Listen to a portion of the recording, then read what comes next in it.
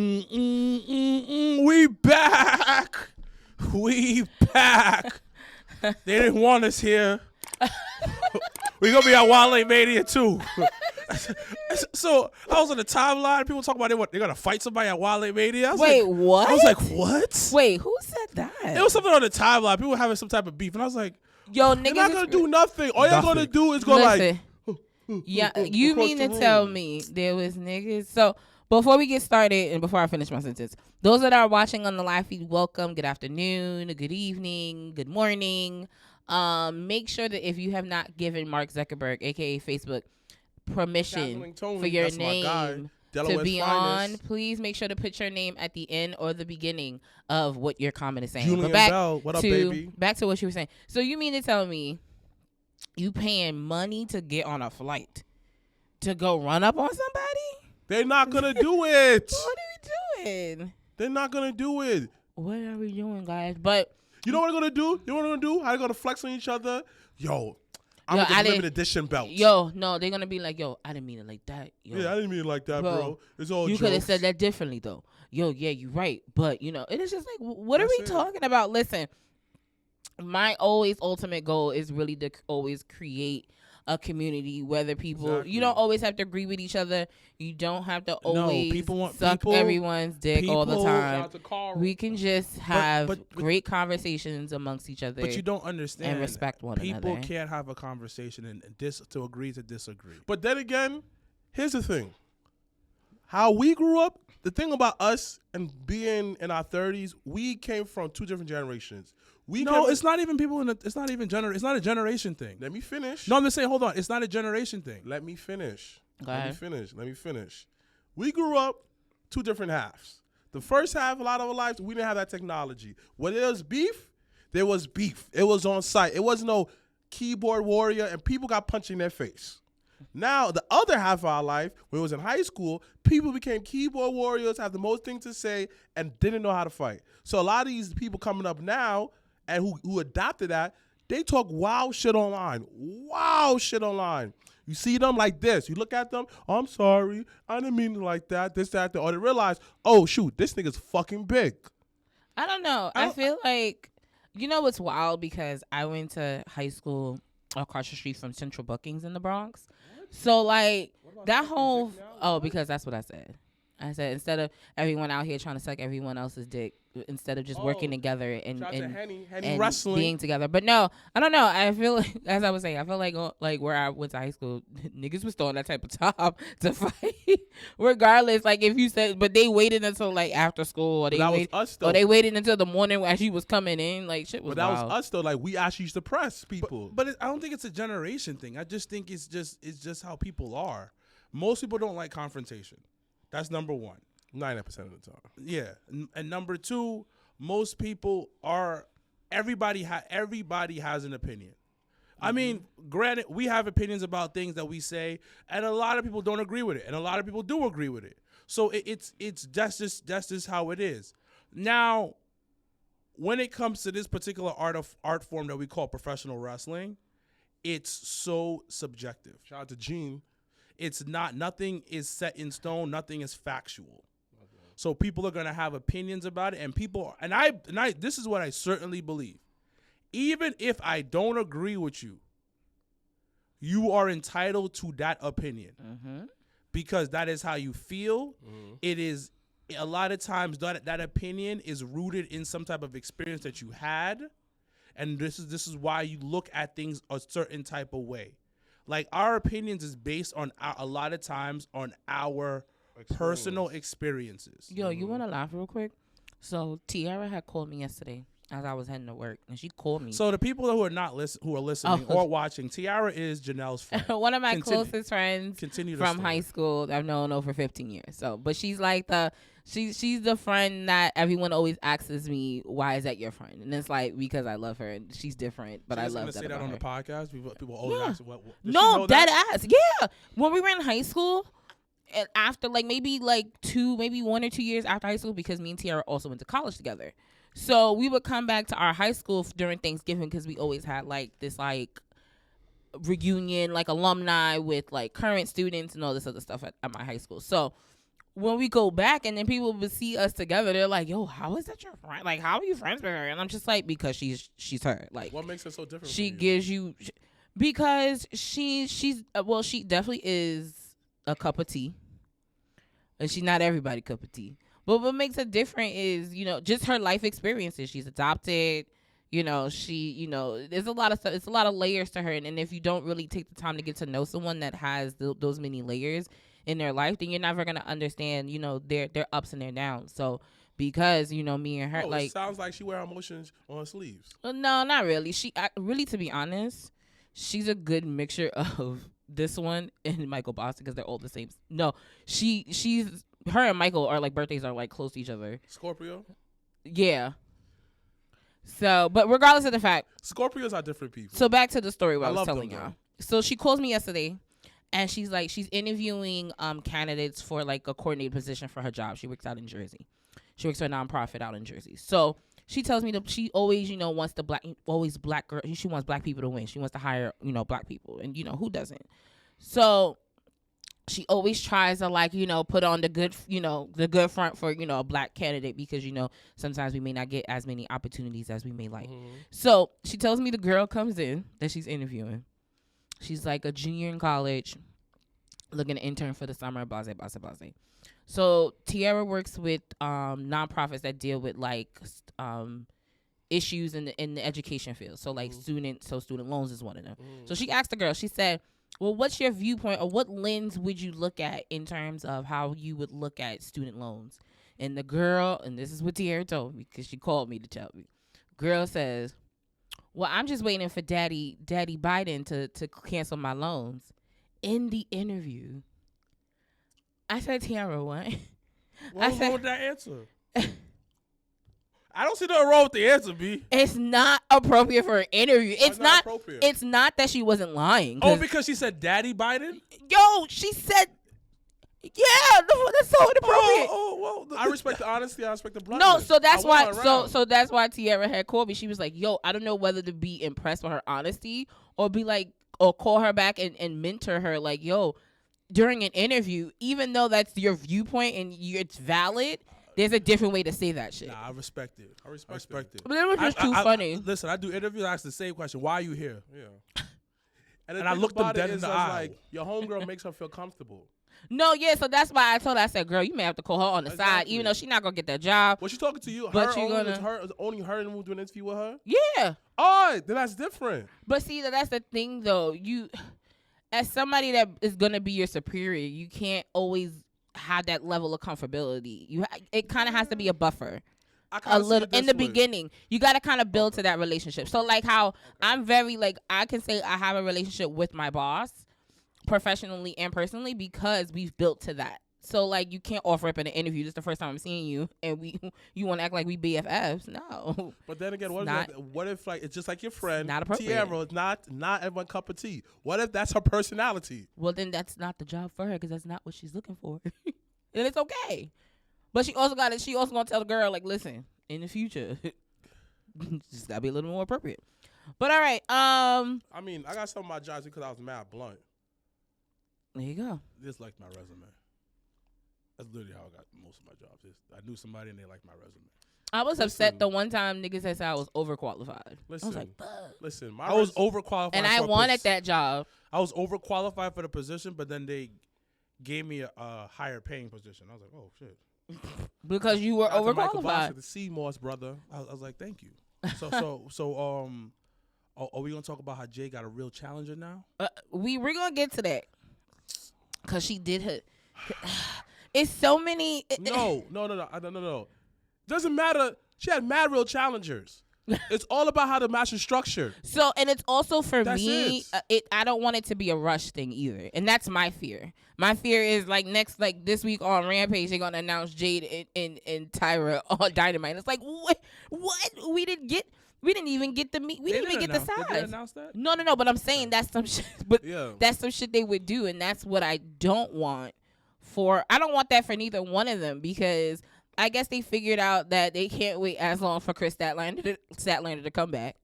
So they figured, and you know what? Tyra wins Troll of the Week Because that bitch definitely said on her social media she was at home. And I was like, oh, okay. So then when her music popped, I was like, oh, okay. Like, all right, so it's cool. I mean, Taya Valkyrie is a great person to carry that division because she has personality. She could play a great heel.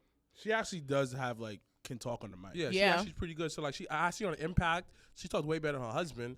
She could carry the division. Which is wild. Another thing, speaking of women in AEW, boy. You want to talk about the Outcasts? Is it out? Is what they call Outcasts? Yes, the Outcasts. Oh, no, Outcasts. I keep calling them outsiders.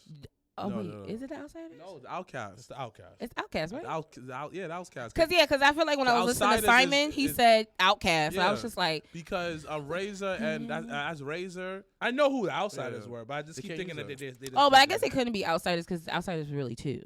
It'd be weird if it was 3 of them. I like the concept. So, okay, I'm with you. I actually do like the concept. I don't. I So do, you're but I glazed over don't. The fact that Jamie Hayter don't get no shine again. My nigga, but that's okay. Let's talk about that. So when they came out for the promo, so what I think they should do moving forward is really just have Ruby Soho talk, because I felt like once they went to Paige and they went to Tony, I checked out. It was definitely, there's a disconnect. I give you that. And it was like, okay, even though what Ruby said, you was just like, wait, sis, what? But she has this, it's the presence, it's the cadence, it's the how you it's the tone, it's everything that she does. And I think a big part of that was because she had her own group before. So she's bringing that level of experience, and I think they should lean into that a little more versus giving each and every one of them 120 seconds to talk. And you're just like, what is going on now? This is the pecking order of the group. Paige is a decorated former champion. She's a former double champion, right? Mm-hmm. And that's how she decorated. Toni Storm was champion WWE, and she was women's champion in AEW. Interim. So no. They removed the interim title after. No, I know, but still. Right. So you have those 2 champions. You didn't like, and you wasn't no champion in no major league. But so you gotta give them 2. It's like, hold on, let me say it. It's like saying this. If you sign somebody to a big contract in the NBA, you gotta give them some minutes or trade them. Yeah, that makes sense. But sometimes it's like, all right, it's like Kendrick Perkins. Like, okay. Nah, it's like that's bad random. But he I'm trying to follow. He got a ring, but you think I'm gonna respect him more than like Djokovic? That's what, you know what I mean? Like I get what you're saying. Like, Paige has been in the game for a long time. Yes, she actually got the championships, but she can't talk on the mic At all. She's not charismatic like that. And then as Tony was talking, because what Tony was saying was truthful. Like, and I felt that even when she was interim champion, and I was just like, this she doesn't deserve this. So, but when she talking, and then Paige in the background trying to be the Diddy in the group, that's really what it is. She's trying to be Diddy in the group, and it's not working. Because she in the background, low key, like talking over her, and I'm just like, what is going on here? And then so now going to Jamie Hayter and Britt Baker. You right. Thinking about like Paige, I'm really thinking about, like, I listened to everything he's saying, and I'm thinking about what's good moments she had. Even when she was general manager, she was awkward on the mic. She's not good. I've been telling you niggas for how long? She's just an awkward person. I even told on you. Even on Stone Cold podcast, like she was awkward. Like all her promos, she was awkward. Even the one that was the most famous one when she's talking about Charlotte's brother who overdosed or whatever. That promo wasn't fire. She can't talk on the mic. Overrated. I've been telling y'all. And y'all come on, son. Like, listen. Everybody's good for something. Correct. Yes. Everybody, and listen, I'm not knocking anybody when I say these things, but we cannot put Paige on God tier level that the way y'all be putting her on. She's not a God tier or even like superhuman tier of wrestler. She's a good wrestler. That's it. So do you think, hold up, it sounds like that she came at a good time. I said this before. Because, look, a good time, and then she got injured, right? And then think about it right now. What did she do in WWE that was so spectacular? Bruh. Outside of winning the title off of AJ, Which that was cool. I'm not denying her accolades. no, she but did. after that, it really wasn't. Bruh. It really wasn't much, and it almost felt like every time she had momentum, something always stopped. Whether it was her getting injured or something happening. When she was with Alberto, her mental health. It always seems like, and you know what? Once again, if it's in terms of your mental health, you got to do what you got to do. No. Like, I'm not talking about No. that. I know. I'm just saying because people will flip that. But at the end of the day, it's always like it's like the little train. It's like the little engine that could. It's like you want it to go and you want it. Nobody to work, wanted her to go. and then it stops. Why do you keep saying that she wanted to go? Nobody wanted because to. they are fans. You may have not wanted nobody it. wanted her to go. We need to stop this. Hey, Sparrow. Like we need to stop this. Like she's not good. She's solid, and we keep making that look like she was popping. Listen. Oh, shout out to Vin, Wrestle Rap in the building. We gave Paige the machine. The machine was behind her. And it was working. She had the Lex Luger treatment. She got Lord. bro. No. The only woman who got the Lex Luger treatment was the Bella Twins, and we'll talk about them in a bit. Okay. The Bella Twins got the Lex Luger treatment. We're gonna talk about that. We're but gonna talk about what? that. Let's get to that. But finish with Paige. Paige was solid. I don't want to take anything away from Paige, but she's not all that. She's not a game changer. She ain't doing nothing. And I feel like every time they do those type of promos where like all of them are taking turns talking, it shows that because then you see the potential and the strength out of Toni Storm, and then you see the strength from. She ain't Kendrick Perkins. So what is she? She Paul Pierce. Oh, Paul Pierce was good though, man. He's problematic. Like, he carried the Celtics on his back, literally. And did they win a championship? Boy, Did they win a championship? boy, how can you win a championship during that time, B? Paul Pierce has no athletic ability. Paul Pierce is built like a hood nigga, he talk like one, he act like one. but good player. A step above good. A step above good. All-star. Solid all-star. That's who Paige is. A solid all-star. She ain't carrying. She ain't a face of the division. And I think that's where the issue was when they signed her. Because they thought she was the face of the Because division. they thought they thought it was going to be something. But then and it's interesting now thinking about it in that way. How did you think that was going to be something when your be something has always been Britt Baker?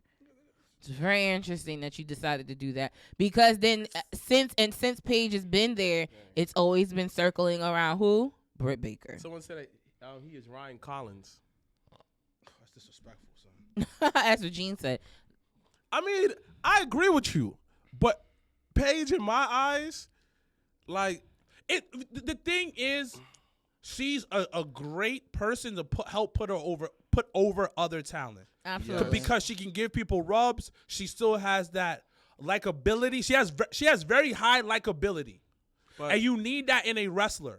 But at the same time, she ain't the one. So let me ask you a question. Right? I'll give you an example. You know how The Miz, if somebody partner with The Miz, you go in places. The Miz can help you in your promos, this, that, or third. What is Paige's standout attribute? Nothing. And I can't even. It's because of her past. I can't even tag along the getting over the crowd thing because the crowds have done nothing but really boo her low key. And it was something she mentioned, and I was just like, but she's right though, because it hasn't hit. Because she's not good. She's not good. But what can you do? But I guess since we're on the AEW side of things, we can keep talking about that. I like that opening. The 4 pillars. So Tony, because I know you listen. I know you do. And I know somebody that knows you listens. And I know that. I beg you. To come on the show? No. He'll hate us after that. He probably wouldn't answer any question. He probably do us like he did Awani. And I don't want through? And honestly, I would halfway through I'd have been like, you know what, let's just cut this. No, not you. Personally, Tony's not coming to the show. Guaranteed this gonna happen. My brother will get an attitude, right? And he's not even gonna say nothing at first. After that, and then I'm gonna have I'll to probably come get in frustrated with him, like, yo, are you dumb or something like that? Are you stupid or are you dumb? Which one are you? do like a Joe Budden. He might walk off. Nah, he's not. He's gonna sit here by himself because we all gonna end up walking off. Because I'm not even gonna want to even entertain that. But no, to Tony, I beg you, please do this build up to Double or Nothing in its justice. Do not in 2 weeks give me a triple threat match of these 4 pillars to then one person meeting whatchamacallit. But don't do it. Build it out. Cause last night that first 20 minutes of that show was something to talk about. Well, you know what's interesting to me? I really think the CM Punk situation was the best thing to happen to AEW. Because they thought that was going to be the anchor. That they, I think, was putting a lot on the CM Punk. Like, you know how, like, if you play Russian roulette and you bet on black and CM Punk's black? That's what they did. But I think it was one of those gifts and the curses type of situation. Because the CM Punk, like I said, the CM Punk situation was the best thing to happen to AEW because now you got to look inside to build. I agree. So what they've been doing now, you saw the 4 pillar situation we saw on the beginning of Dynamite. MJF is their champion. Now they're fully using the Elite, the Page situation, the World, the Dark Order. They have the House of Black. They're using their talent. Now that was the only thing I didn't like. I didn't like that the Elite had lost and still was in that match. What match? In the triple threat match. Yeah, but they're the. I get why. I get it, but like just face value, I was like. But there's no trios that's fucking lost. There's no other real trios in the thing. Yeah. Oh, really? You don't say. But you have a trios belt. 2 of them. Yeah, but the thing is, it's. I think it was good because it led to now we have an Adam Page situation because now he has to choose Dark Order or the Elite, and then you have a potential Blackpool combat thing coming, gonna potentially happen. Yeah, because so that's that ending was, and this is what makes you want to watch it next week. Watch next week now. Yeah, because it was anticlimactic. Because you saw Adam Page go, yo, what's going on here? The Elite is helping because the Elite kind of left him. He had his issues. They split. Now they're about to help him out. Blackpool combat. What's gonna happen next? Like what Dynamite did this past week, it felt like television. Yes. And I think a the lot pace of went by very quick. And I thought, and once again, y'all know I'm a stickler for how things are positioned in the show. And I thought this week's Dynamite, the positioning of everything from the segments to the announcements and things like that, it's just hard. So it's just difficult to want it, and it's unfortunate because then certain storylines or things happen on Rampage, and it's a show that nobody really watches. So, like, even to the point of Will's first title defense is this week on Friday, but because of the the NCAA basketball, you don't even know what time that shit's gonna come on. Yeah, it might be double overtime, triple overtime. Right, so you don't even know. So, like, those are the kind of like weird things. Like it hurts to disconnect to connect to those things that are on a separate show when you're introducing it. Like on Dynamite, you're announcing it, and then on Friday, you're like, "Fuck, I can't. But I don't know when it's coming." One thing. A Battle of the Bus is coming. But one thing I want to say. One thing I want to say. We constantly said on this show, and other people have said this, that Rampage ain't shit, Dark ain't shit, Elevation ain't shit. It's not really a show. Nobody cares about the show. Mm-hmm. They're not respected. And y'all kept saying, nah. Yes, it is.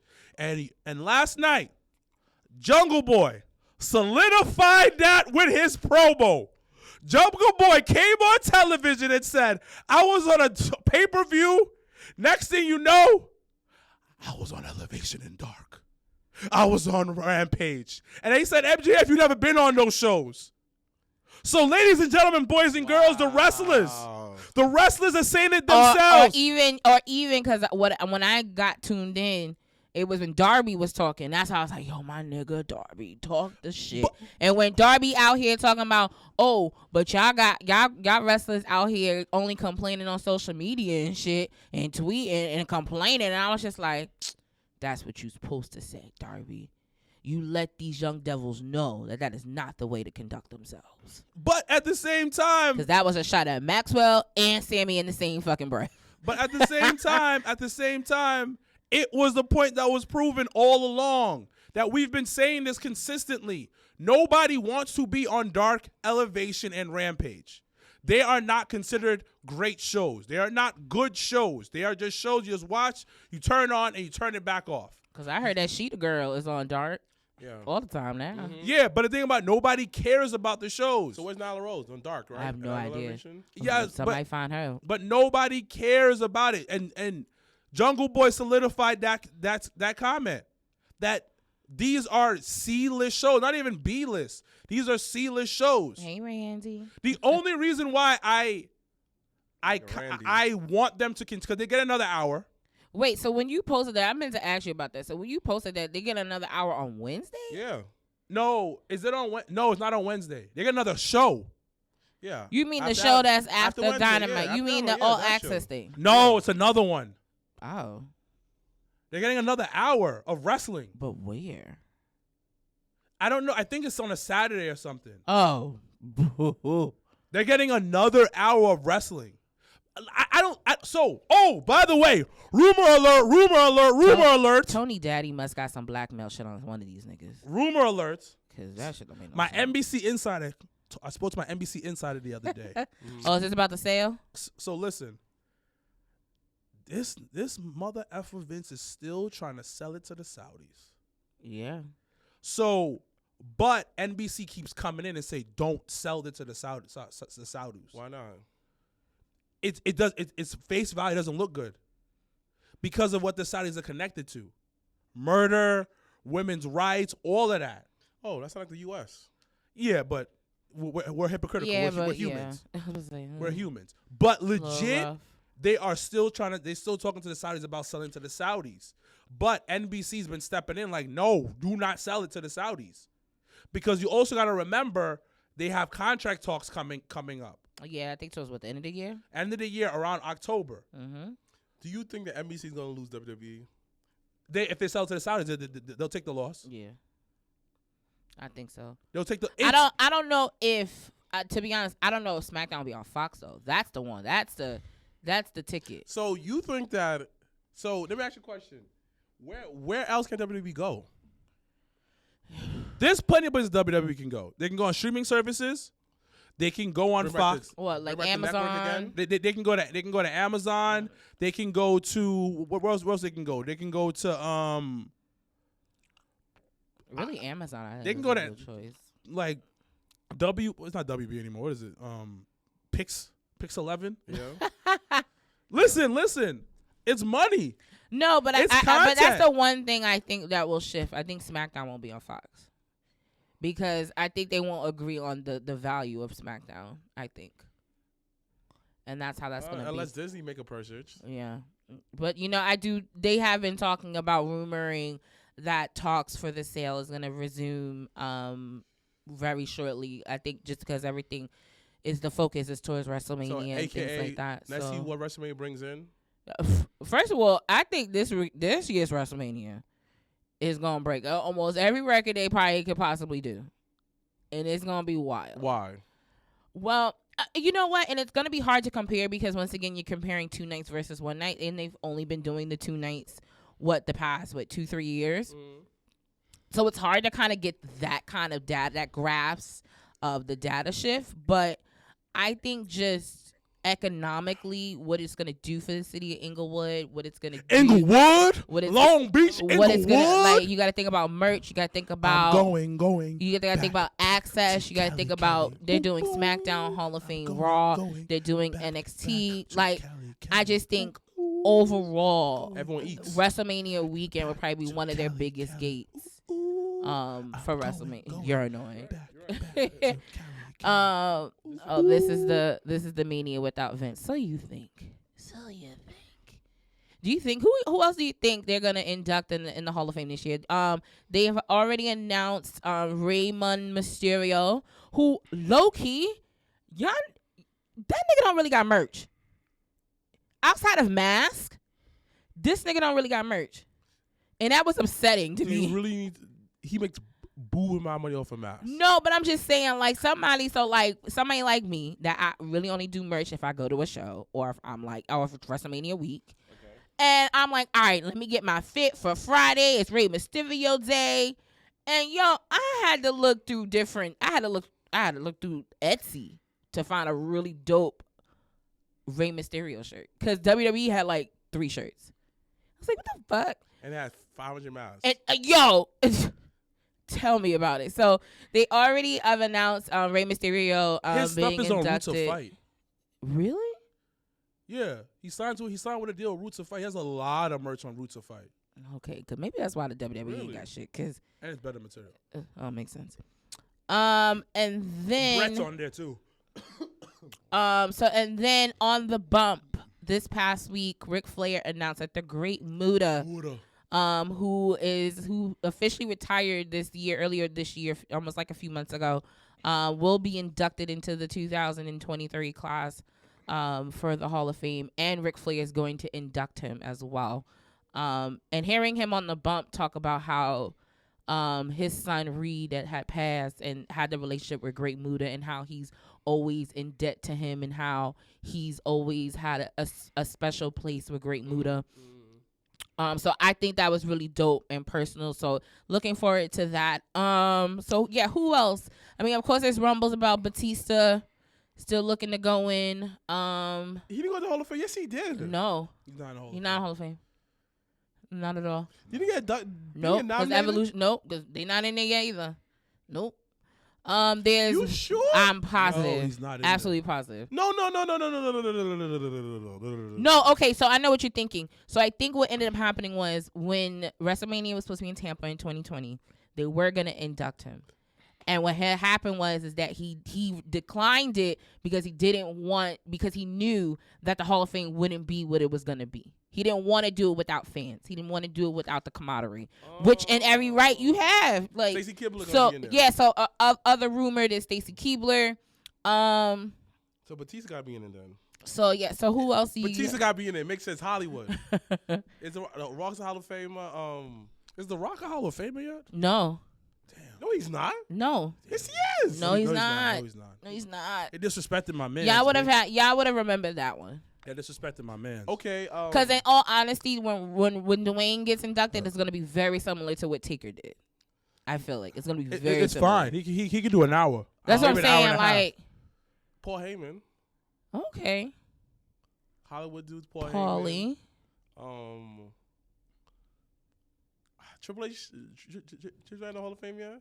No. Probably another year. Vince. So okay, so y'all gonna maybe say I'm crazy a little bit. So I watched China. So anyone that hasn't caught up on A&E Sundays, they do biography and they do rivalries.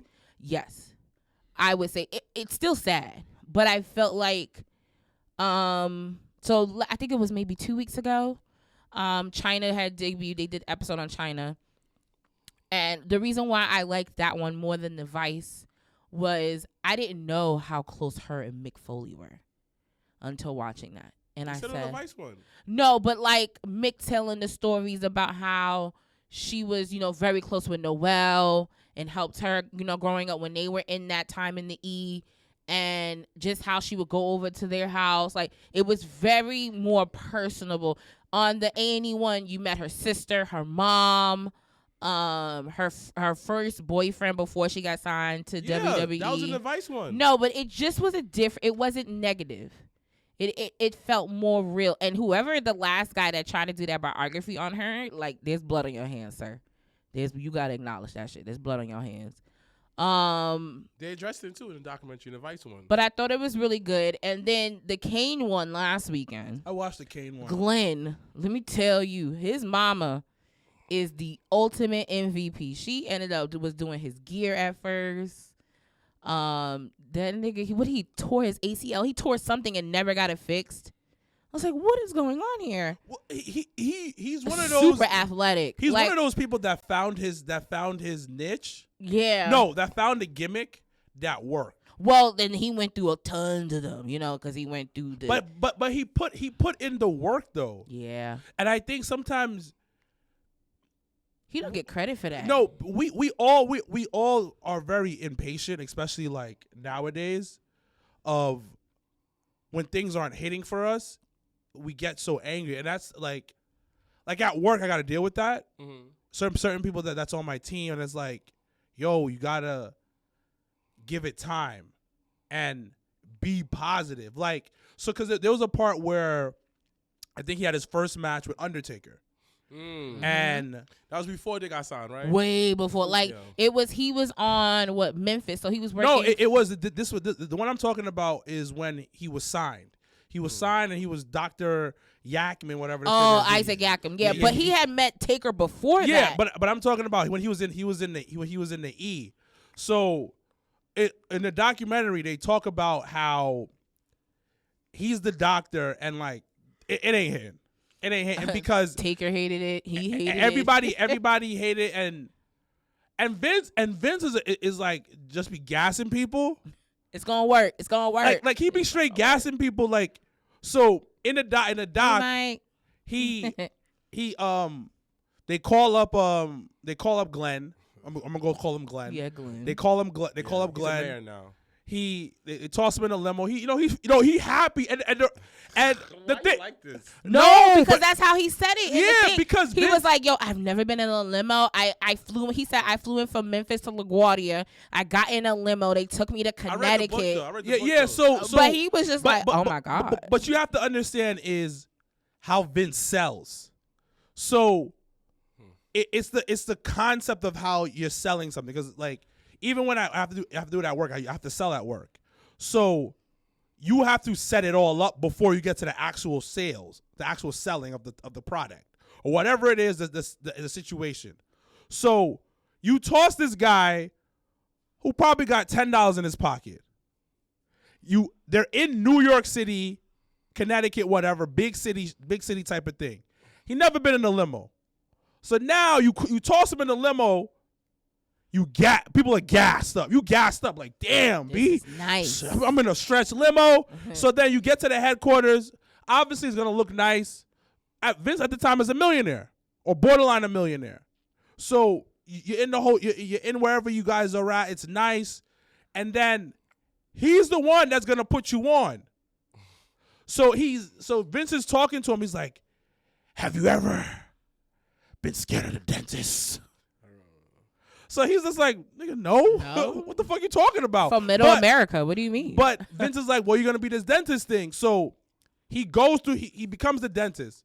It don't hit, mm-hmm. and this is why I say you got to be positive and you got to have a good attitude and there's got to be a good person, cause Bret the Hitman Hart mm-hmm.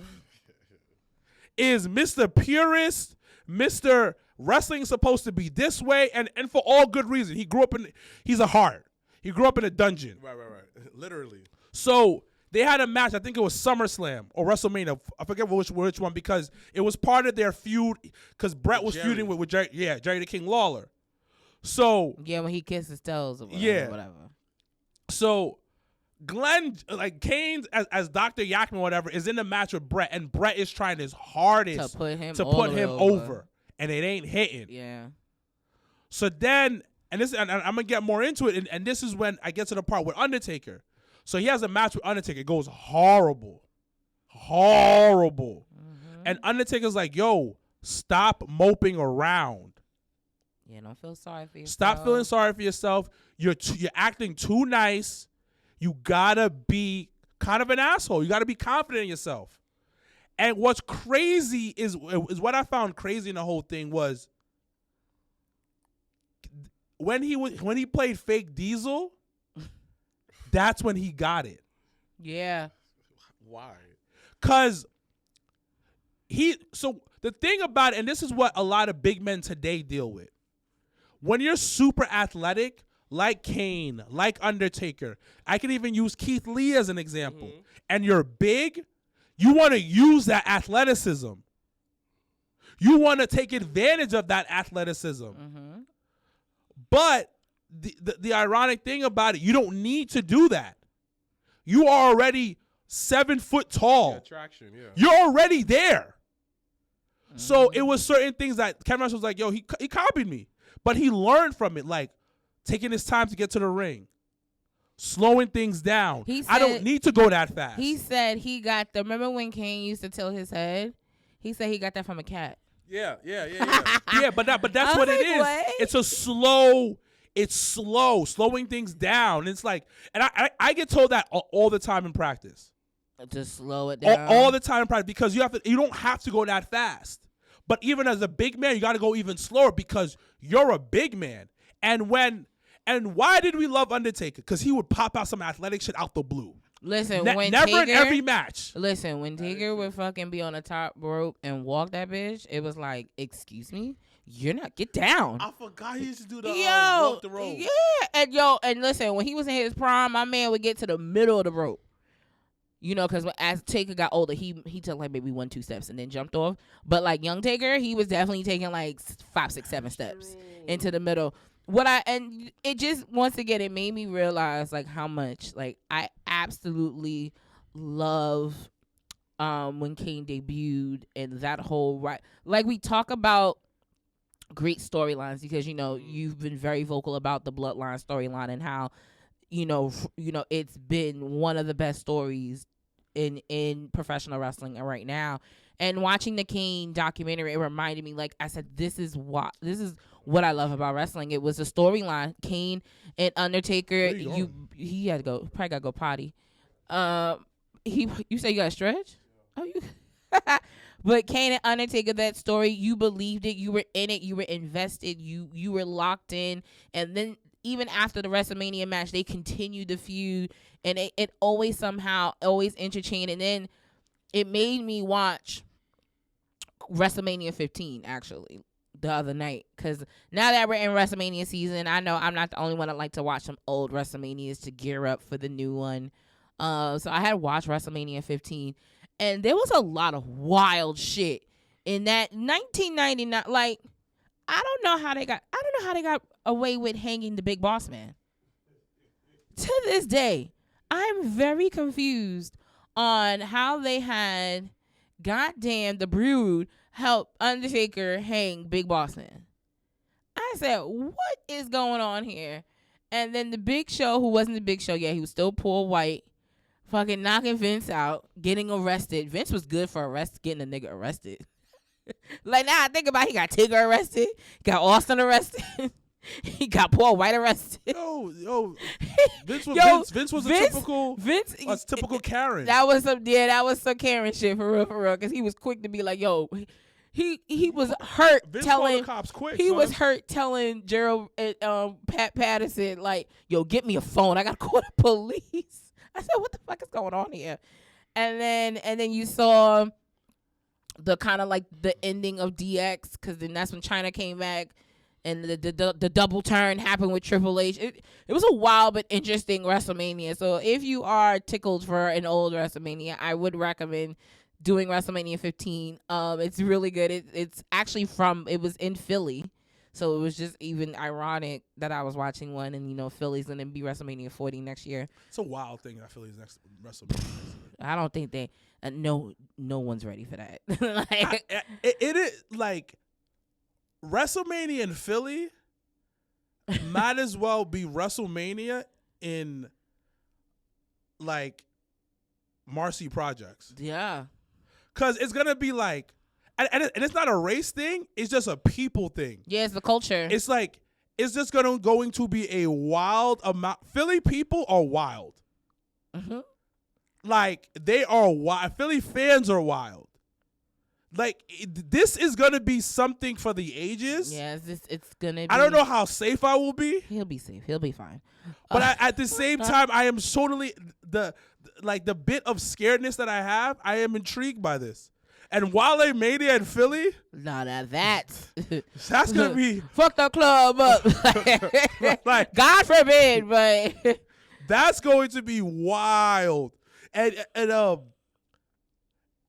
know what to make of LA. I feel the same way because I've never been to Los Angeles. I've never flown to California. So as everyone likes to, clock my flights, my mileage, I've never been to California either. So I'm very nervous and excited at the same time. It's like like we talked about it. I feel like the last show where I was just like, I don't know what colors to wear, because that's a real thing. And I think because, you don't have to worry about that shit here at home. You're like, oh shit, It's like colors you gotta wear. You say, how you say it. Then I heard like the traffic is crazy. So let's say, for instance, we gotta be at Mania at 6.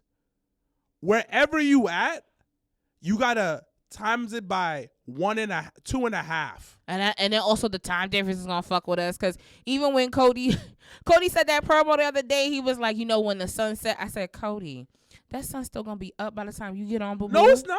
Yo, you have to realize 8:00 start time here is a 5:00. But by the time Cody comes out, it's gonna be like 8. 3 hours later, right? It's already light still at 7:00. Nah, it's gonna be 8:00. It ain't gonna be dark. Come on, it's gonna be dark when Cody comes out. It ain't gonna be dark. Leave my man Cody alone. Nah, I love him though. And so actually, speaking about Cody, and it's interesting, you had said it with the CM Punk thing. In wrestling, there are gifts and curses. There are blessings, but then also heartbreaks.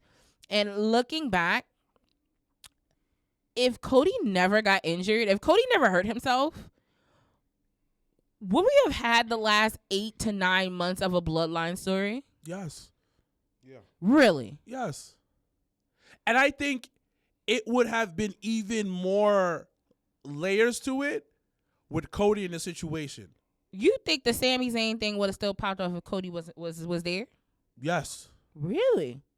Okay. This was because I will always believe the cream always rises to the top. It does. This was gonna happen regardless. Okay. Because him being injured didn't really change anything. But then it gave that it I think it preserved him in that sense of like when he came back at the Rumble, it meant something. How long was he gone for? He left that Hell in a Cell, right? What? And that was what, May? No, June? No, because that was the next pay-per-view really after Mania. It was.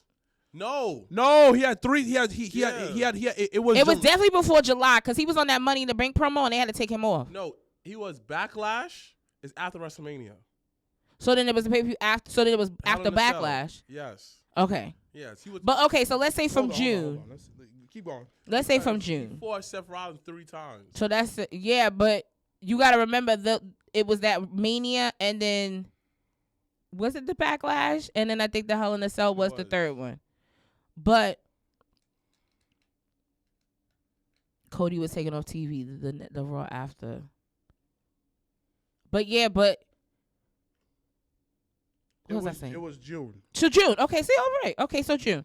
So what? That's 6. So let's say about 6.5, 7 months. Yeah. That Cody wasn't, and they build it. They did the Triple H build up for the return, so that I think helped. But I think it preserved, and I think it allowed the focus to being on the players that it was on. And I don't know if that necessarily would have been a thing. So let me ask you a question: What would Cody had done if he didn't get hurt? We might have gotten Roman and Cody before Mania. SummerSlam? We might have gotten either Survivor. We might have gotten it at Rumble. Do you think Cody would have won? Nope. No. And then they would have had to force some fuckery would have happened to then force it to push it to that Mania. was like Kevin Owens when I got all those title shots. Then. Right. Because remember that when Cody got taken off TV, they did the whole Drew McIntyre thing, and then that ran out through the summer to when they went to the castle, and that was a thing. And then they sprinkled Kevin into that, and that's when Sammy started blooming. And then they had War Games. They had the War Games, so that was the next stop. And then they had remixed and brought the Kevin back into that play because he wasn't in that play anymore. For War Games. But they had the call audibles in that, and I think those were all the fillers, and they were the right fillers because it still needed to it had to keep you believing that Roman was still going to be champion. If Cody would have got injured, the bloodline would not have been this high. I don't think so. That's why I was surprised you said that. Sammy would not have been raised. I don't think it would have. You forgot they're on 2 different shows? No, I didn't forget that. Boy. But I don't. I think it's interesting that, and that's why I said, and even Loki, I think Cody has said that in an interview too.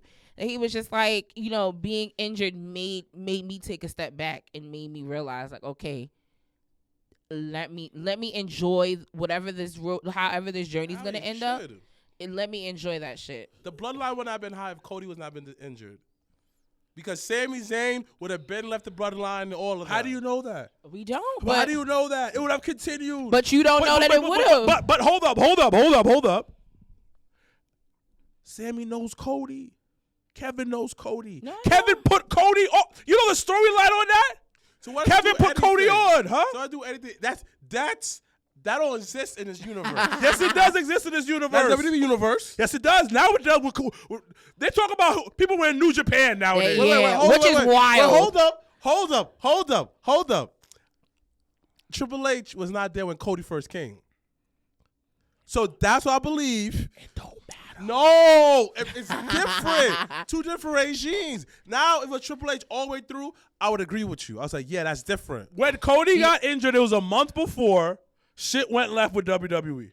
Exactly. Yeah. But just think about all the I don't want to say hiccups, but just think of all the audibles that have been called to then raise a better moment. Not for nothing, and I know y'all niggas love y'all saw Mustafa Ali, but baby, if that nigga ain't get injured, there would have been no Kofi Mania. Come on, man. Period. It would have been a Brown Mania. It probably wouldn't have been that. Exactly. If Kofi had never gotten injured, Mustafa Ali was never winning a title.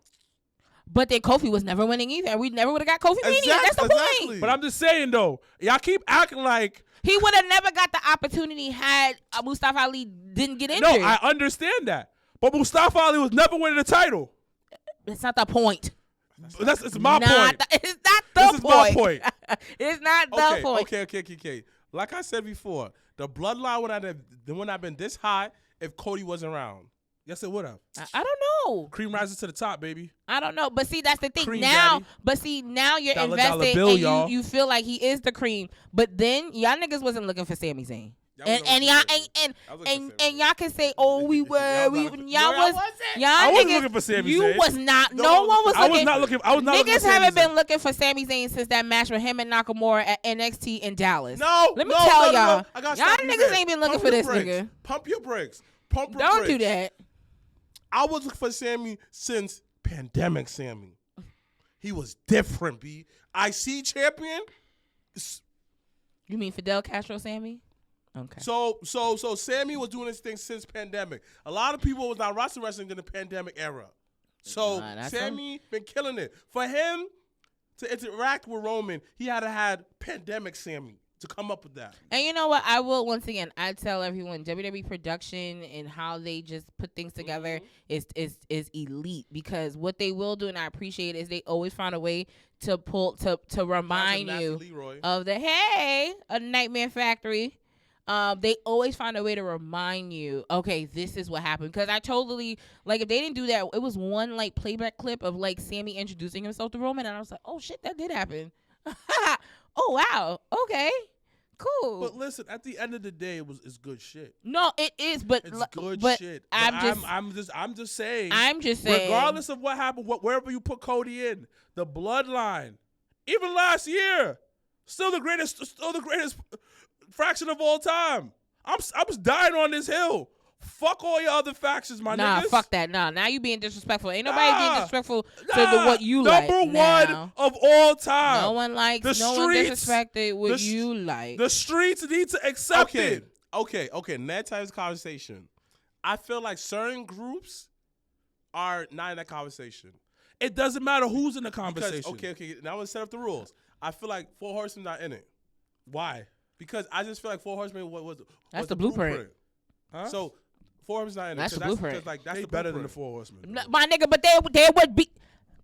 Not today. You won't bait me today. So why you feel the Four Horsemen? But I don't. No, we're not doing it. I don't understand when people say, "Oh, you can't be better than the one who started it." Yes, you laid the foundation, but I'm better than you. It's a different, but I'm still better than you. How do you compare a group from 1980 to 2022, 23? We do it all the time. It's in sports, we do it everything. We do it all the time. You know what's funny? But that's more of an opinion. You want to know somebody's opinion, and it's subjective.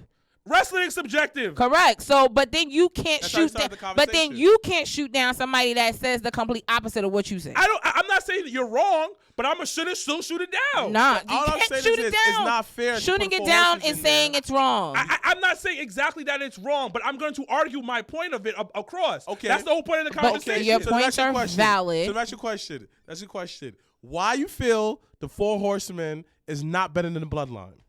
Because the Bloodline has everybody's on their A game. The Bloodline is literally the Warriors with KD. You can argue. You can argue. Use different analogies. I don't watch basketball. You can use but basketball's the best one because it's a small amount of people. Well, say something that I would get because I don't get that. Because shit. it's literally the Bloodline is That shit don't is matter. KD Warriors. Now, can we argue that it's the 96 Bulls for the Four Horsemen? Yeah, you could argue that. Okay. But literally, you have the best of the best on this team. What the Four Horsemen was great, was the best in Ric Flair and great pieces around them who were great on their own, but not the best. What we're looking at when it comes to the Bloodline is the best of the best. And I Okay. keep saying that Who's the over and best of over. the best in the group? Huh? Who's the best of the best? We have one of the best tag teams of all time in the Bloodline. One of the greatest champions, WWE champions of all time in the Bloodline.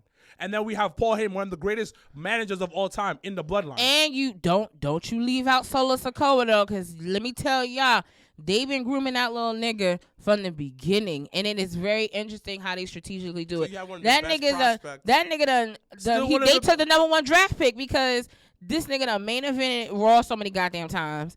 This nigga, every moment is a moment for him, whether it's in a win or like he was undefeated until last week when it was a DQ, so he still hasn't been pinned. Yeah, so Shit is wild. That's what I'm saying. Granted, this is not The Bloodline is like Thomas Brady. Well, then fuck them. That is the worst. Y'all don't bring up Thomas Brady to me now. That ain't it. Because he's still catching all this smoke until fantasy draft of August 2023. because at the end of the Management. day, it's the best of the best on that on in there. You got the best tag team. and Yeah, so that's but the thing. Once again, this is my opinion on it. But when you lay down the fact, because this goes into sports, we talk about different eras of sports all the time, and we could line up stats. And technically speaking, the only reason why you could ever really know if they go up against each other, that's never gonna happen. Yeah. But at the same time, when you look at it, that's what it is. That was just like when NWO and DX was in the ring So when let me ask you Triple a H and question. Sting happened. Let me ask you That a was question. weird. Let me ask you, Janelle. Let me ask you guys both of you guys a question. The Four Horsemen did not have titles from two different tune. Basically, they didn't have two.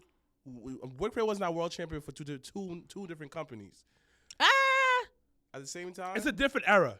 It's a different Yeah, era. I was gonna say because he definitely was NWA champion and then he definitely was WCW champion. So Not at the same time. no, but Roman is champion. at that time they weren't and that's why it's hard sometimes to compare because what wrestling is now was not what wrestling was then. So like it go back So to my like original having point. being an undisputed champion was never a thing until Jericho did that shit.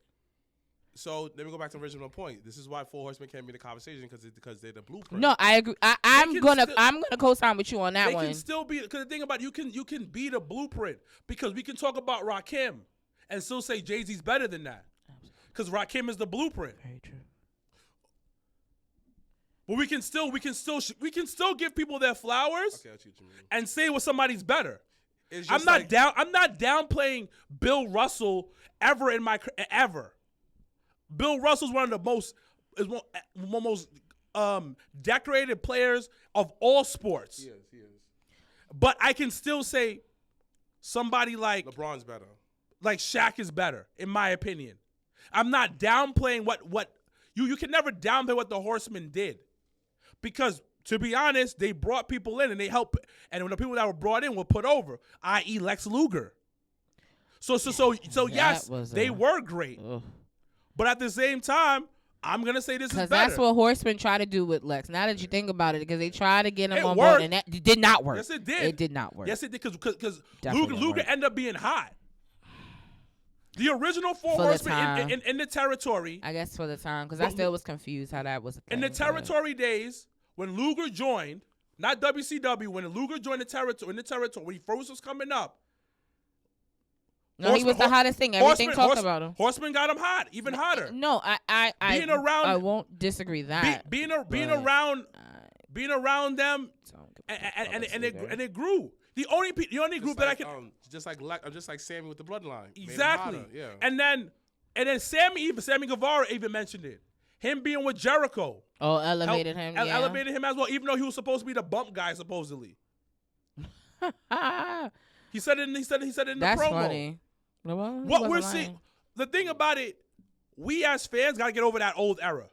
Because honestly speaking, we got to start looking at the new era that's coming in right now. And speaking about new era, I don't know if you guys have watched NXT this week, but baby. Wait, hold on. Before you finish, like, I want you to expand that point. What do you, like, elaborate on the point where you said that we got to focus on the new era? Bro, like, everybody that's on top right now is out the door. Well, they halfway. And that's why I went back to my original. I goes back to my original comment about the CM Punk thing. Like, yes, CM Punk brought in 1 million viewers. Yes, CM Punk gave some of the highest gates that AEW has ever had in their short span. Clap it up to him. But at the same time, he's old. We can't continuously put, and this goes for both companies. You can't put you can't put all your eggs in those baskets sometimes with these older people. And you always got to groom the next generation while you have your top guys in the picture. The only time that we really saw that, and we kind of see it now, what's going on now, was attitude into ruthless aggression. Because that lull you have between the next generation and the current generation sucks a lot of times. Yeah, that was the perfect blend. Yeah. So where things are interchangeable and you can move things around. So that's why you can argue the 4 pillars don't look like wrestlers. You can argue whatever you want to argue with that. No, I think they do. But that's the future of the company. And they got to start investing in that. Because everything that they said, I know it was those fake shoot things. They were right. No, they were right. They were right. They were right. They said important things. Tony Khan is looking at like, yo, the CM Punk experiment didn't work out. I still got the elite here, but I still got my 4 pillars of my company here too. Time to invest. Because if you look at that show from Dynamite, they went back to the basics. They had the elite have a main event. My 4 pillars are active on the show. So I got my present and I got my future working at the same time. And then the thing about it, that's why the show felt so much bigger than last night. Well, it was it was easier to digest. Because it had a mixture of everything. It was promos being done. I don't care how bad the promos are. Because a lot of them can't cut promos, but that's what wrestling is now. Yeah.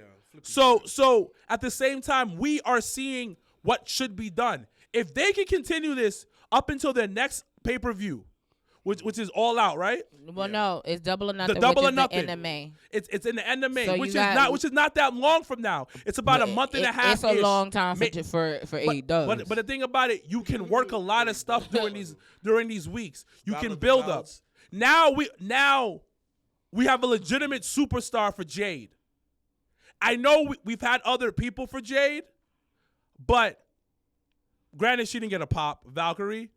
But which was weird because they was in Canada and she's from Canada, so that was she's weird. Not a star. She's not a star.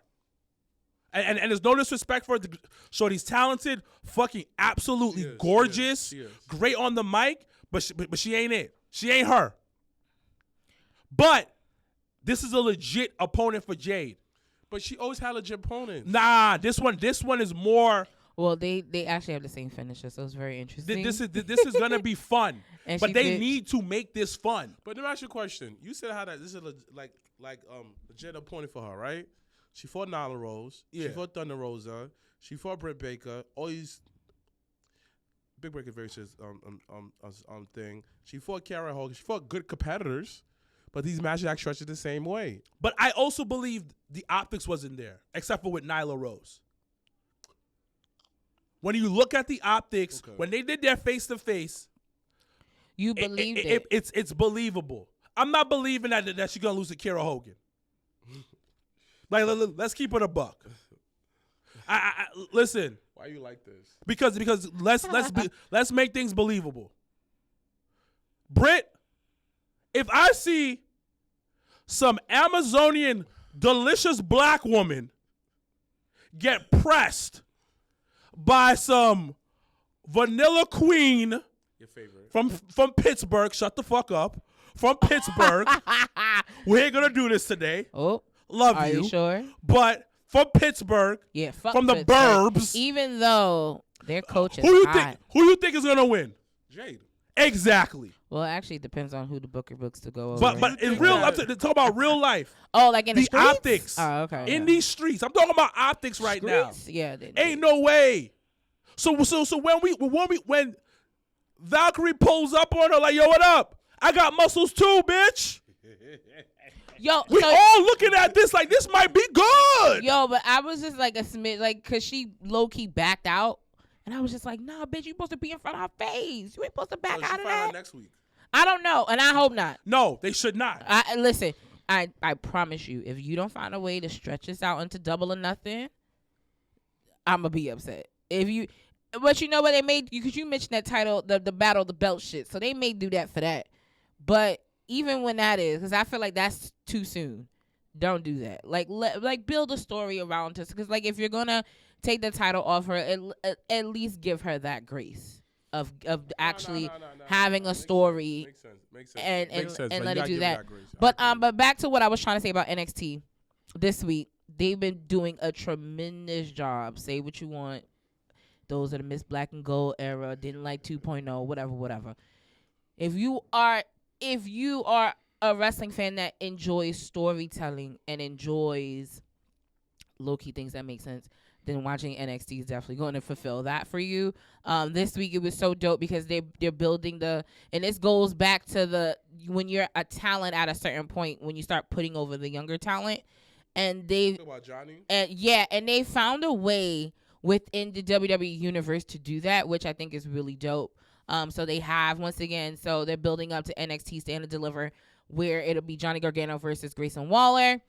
They did the contract signing for Braun Breaker versus Carmelo Hayes for the NXT title. Finally, we're getting that match, and it's definitely going to be a full circle moment, and I really hope and pray this is Carmelo's moment. He's worked so hard for it, so it's really dope to have seen them. And, they both, and what I liked about the promo was both of them, they didn't dog each other out. Because, that's how niggas do in the promos, especially with the contract sign. You always got to dog somebody out. Like, the one thing I liked about them, because it's the truth. You got to dog somebody niggas out. is dogging the shit out of somebody. Like, yo, like that promo with the 4 pillars, them niggas dogged each other out. Literally. Nah, it was mostly MJF. Bro, they when Darby Allin said he said, I said, oh, I didn't even know you had that in you. Okay, they all hate MJ. Dogged him out, but with Carmelo and Braun, they actually bigged each other up in a way where it was appreciated. Didn't I tell you supposed to do that? Didn't I say that? They bigged each other up to where you got the okay, they're on the same. They're on the same playing field, no matter even if they're not in the same weight or whatever. They're in the same level. Repeat that again. They're on the same playing field. I'm not gonna do this. You made them. No, you said it. You said it. Because. Well, that was the truth. Because I remember on this show, JTP Jobbertears podcast, we had spoken about a particular promo, and I had said it was good, but I didn't like the way they were talking each other. And I was told, "Oh, you're so sensitive, Wilkins. You're so sensitive." What was this then? It was. I feel like it was an AEW promo. It was an AEW promo with MJF. I forgot who was he talking to. I do vaguely remember that. And then you was like, no. No. You laughing at stuff? Huh? Then you start laughing. But no, it was really good for in that moment because, contract signings always are fugazi and they're weird and something happens. And for the first time, I felt like they really gave each other flowers. And I appreciated that. That was dope. So what they had announced on NXT as well is that Roxanne Perez, unfortunately, has not been medically cleared. And is this real? I don't think so. So because he tweeted this and I was like, oh, she hurt. This is real. Yo. So what's funny and he said he has to take the title off of her. So that's what the announcement was, is that, and then they had the doctor come in and did the doctor did a promo, and I was just like, this shit is that's fake. This shit is not real. Like, what are we talking about here? The doctor gave a promo. No, dead ass. The doctor came on and he gave a PSA like, we've run all the tests. She's passed them, but we still want to keep her and run more tests. That's illegal. I think that because HIPAA laws is our thing. HIPAA laws are a real thing. The fuck? Imagine you get sick and the doctor goes to your job and then says, "Hey guys, you're hardly sick right now, but these are the reasons why." He's like, "What?" So that's why at that moment I was like, "All right, we working. Who got COVID?" Roxanne. No, so what I think low key is they had to find a way to get the belt off her, because I think she's gonna end up on the main roster. I think that's what they ended up deciding to do. So what they announced on this week on NXT. What up, Earl from Black Wrestling Podcast? Yo, Earl, are you going to LA? If you going to LA, I want some chicken. Nigga, what?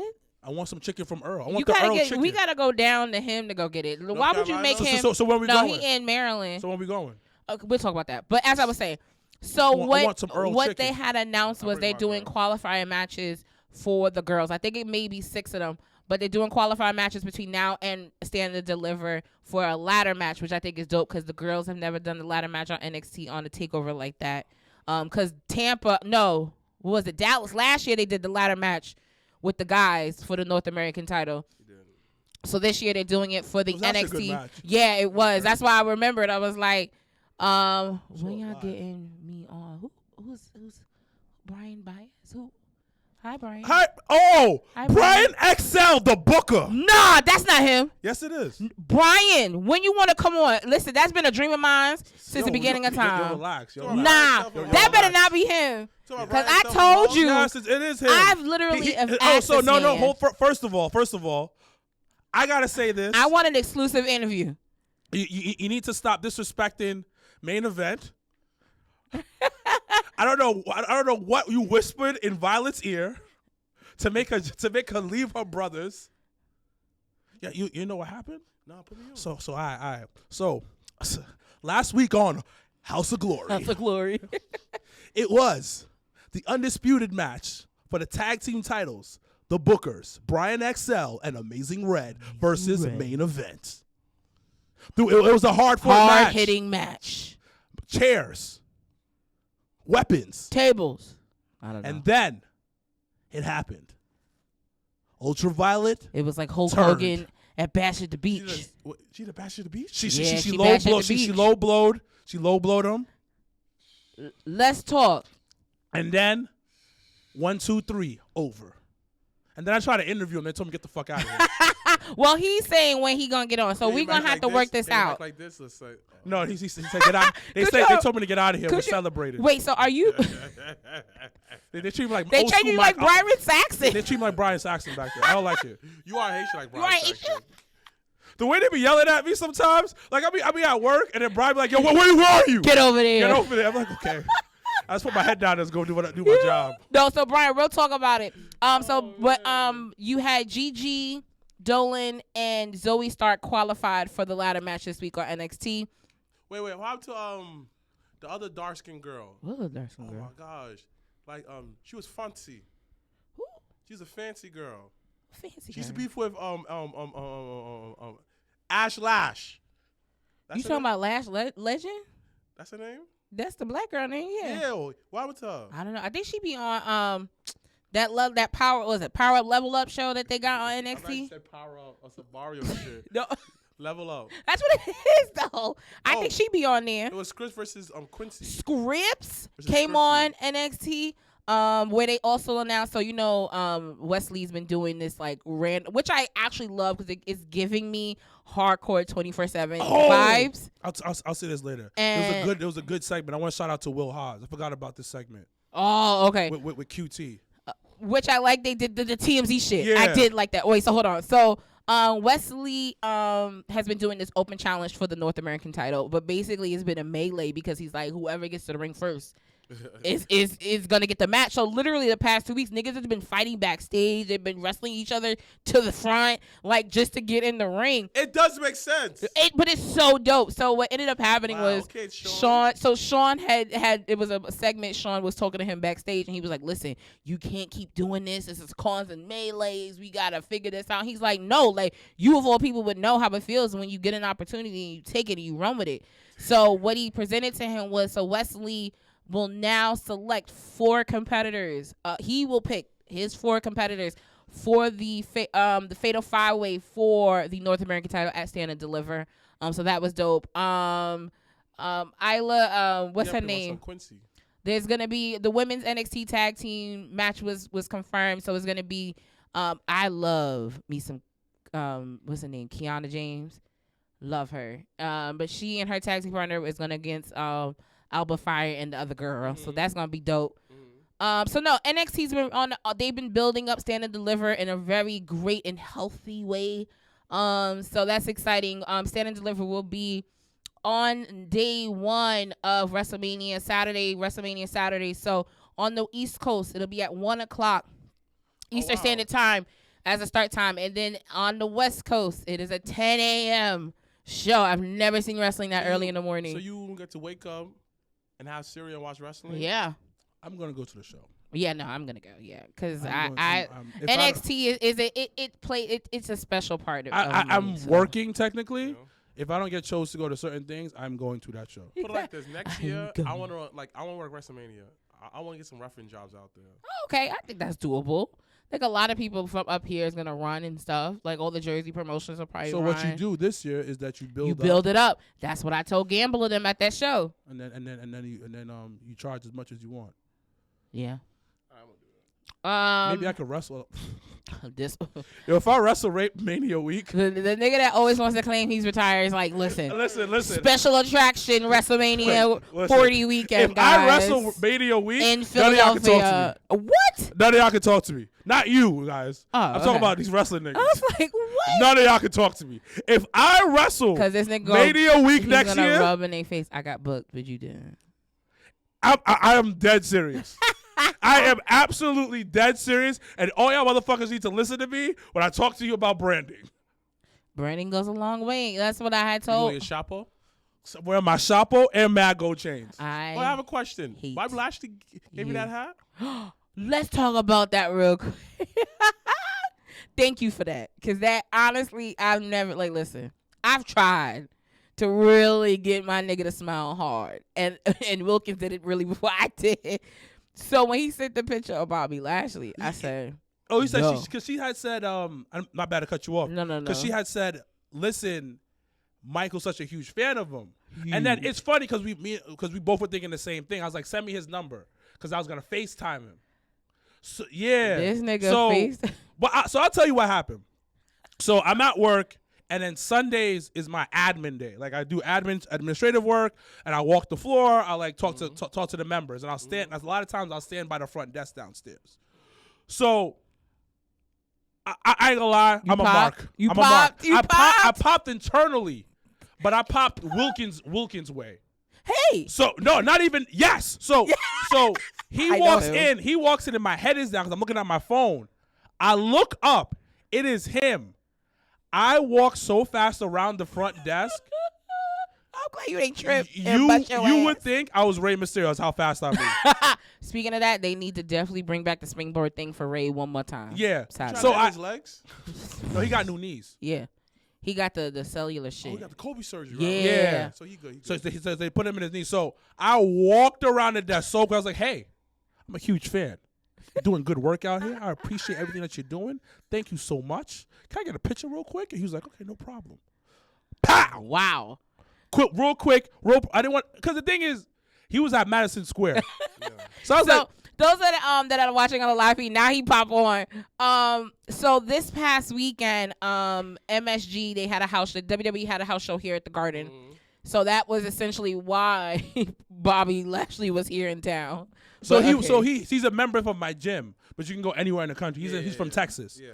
So comes in, he goes upstairs, and then I text Dre and her like, yo, hey, I just met Bobby Lashley, send a picture. Mm-hmm. And it was like, holy shit. And then me and her were thinking the same thing, like, because she was like, Michael's such a huge fan of him. Yeah, I was like, listen, I said, and it's crazy because like either it was like 2 or 3 weeks ago, we were watching Raw and Bobby came out and even when we went to Raw last time at Barclays, the last 2 times, he lights up with Bobby. So I said, and Bobby don't really do meet and greets like that. So I was thinking like, I don't know if ever how that's going to happen. So I FaceTimed them in the middle of his workout. So what's crazy, so I was going upstairs to do a tour.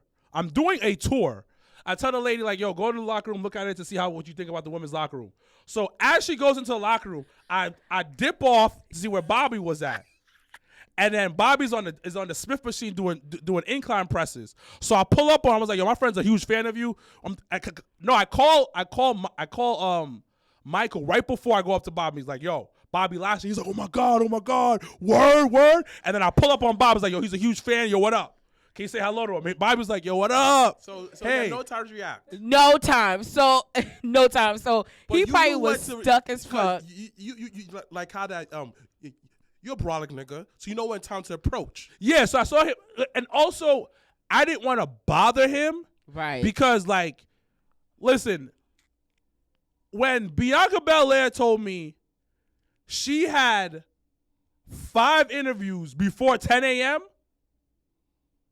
that's when I know like these guys have crazy schedules. Yeah, the media should. So if you get a little bit of downtime by yourself at the gym with just your music and you doing what you love, yo, I don't want to bother you. Cause Moxley came in one day too, and we left him alone. You probably grilled you like, no, you motherfucker be talking. Don't fucking talk to me. Aquaman, Chris Bosh. Don't fucking talk to me. But so I was just giving him his. But then the thing he didn't work out and start bleeding. Right. But he said it. He was chill as hell, super nice, and I know he kind of didn't want to do it, but at the same time, he know he has his fans, and he was super respectful. He was super nice. He was like, yo, and I gave him his space. And then 3 of my coworkers pulled up. Yo, Bobby Lashley here, son. Tell him that you late. Did you see him? You say hello. I was like, bro, you know me already. I went up to him as soon as he walked through the door. So when Wilkins did that, because it was so funny because I had been waiting by my phone for Mikey to call me. So when he FaceTimed me, when I tell you that brother man was like emotional, I never. He was emotional, and that's really what wrestling is about. When you have those moments, like when I met Bianca Belair, like I had to suck it up. Like I was like, I can't cry in front of her. I can't do this because literally every time I see her, I want to cry. The time that I met Sting, this nigga scared Sting, even with bodyguard, with sheriffs. But speaking about Bianca Belair, and then we'll talk about the Bellas. We'll talk about the Bellas and WWE, and then we'll sign off. But Bianca Belair has officially surpassed The Rock as being the longest reigning black champion in WWE. Wait. That's all of his combined reigns? Not combined, no. Oh, I'm about to say. We can't do combined. Now that's obnoxious.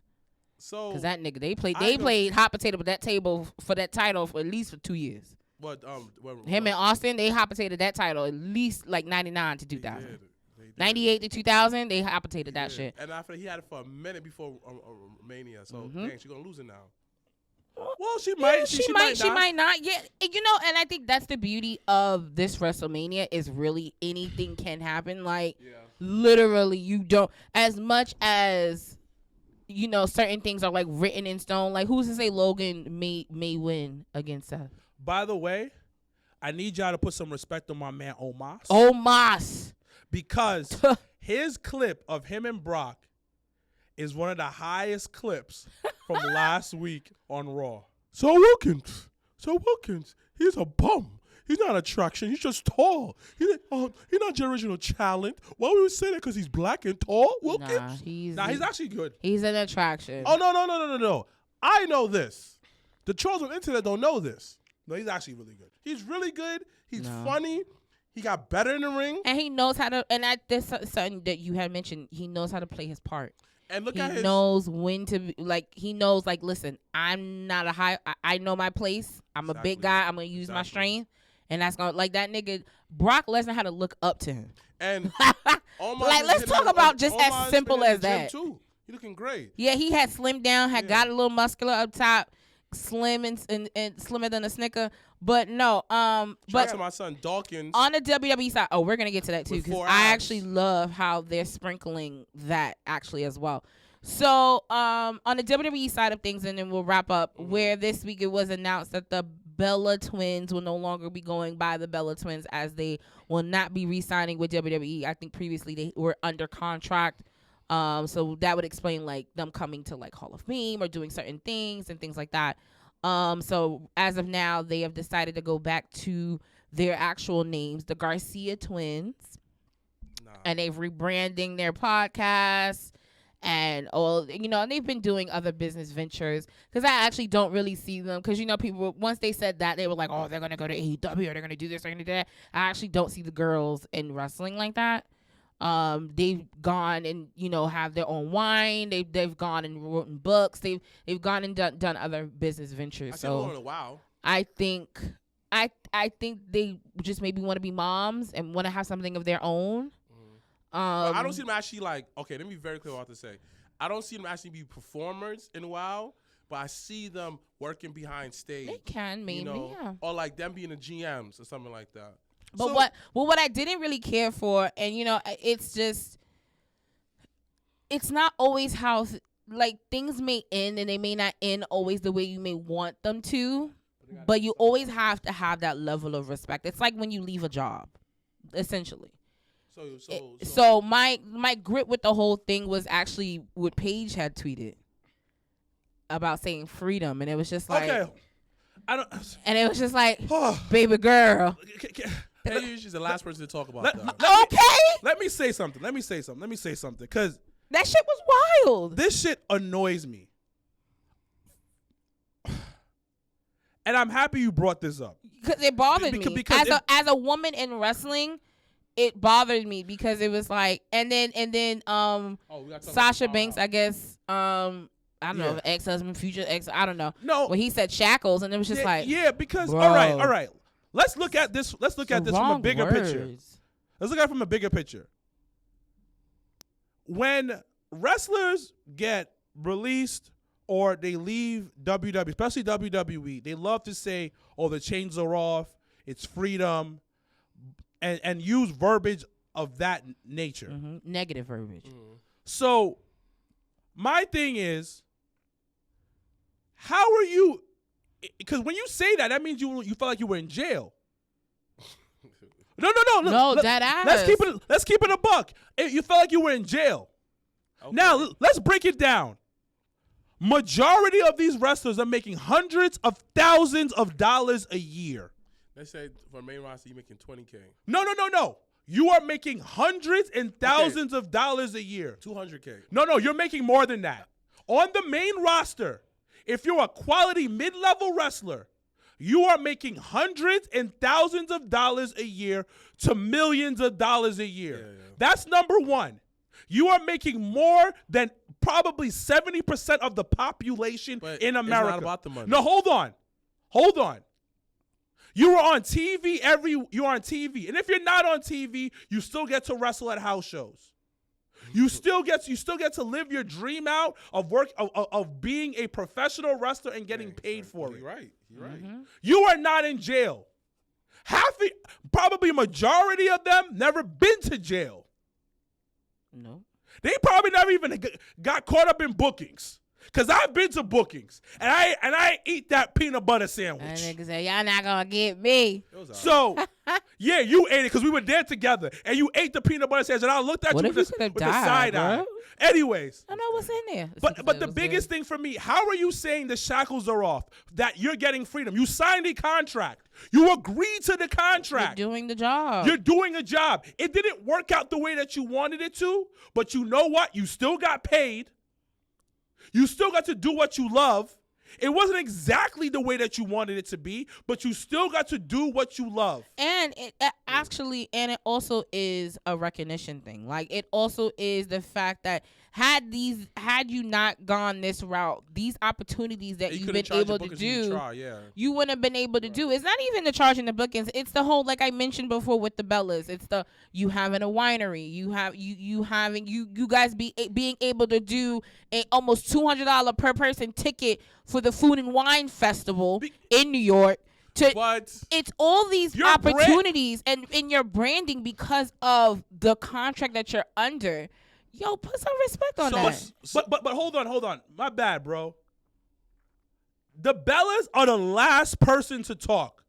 Okay, I just about to say that. They are the last people to talk.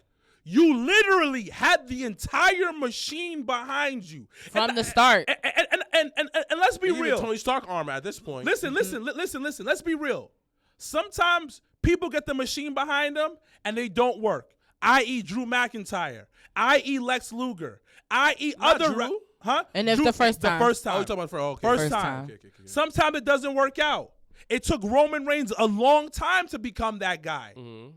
So I understand that it's part. Even Austin. You 316 day. Even Austin. You are part. Kane. You are part of the equation, but it's a partnership. You had to do your part. The machine did their part. Now, when it comes to them, you had multiple TV shows. Your brand. You had a TV show, and then you guys had your own TV show. Exactly. So you made a ton of money from the industry. And I'm not taking away of what your impact was to the industry because you played a factor in that. But let's not sit here and act like you were in jail. Let's not sit here and act like this was some slavery thing. And that it didn't give you the opportunities that you have now. Like, you can't do that. Right. Now, Sasha Banks' husband, or whatever he is, talking about the shackles is off, bruh, you were back there sewing if you don't people's sewing panties. Niggas shit. You were living your dream. They gave you a second chance in the wrestling industry. They helped you work with your wife at the time and have a stable income. This may not be exactly what you want. This may not be exactly the situation that you want.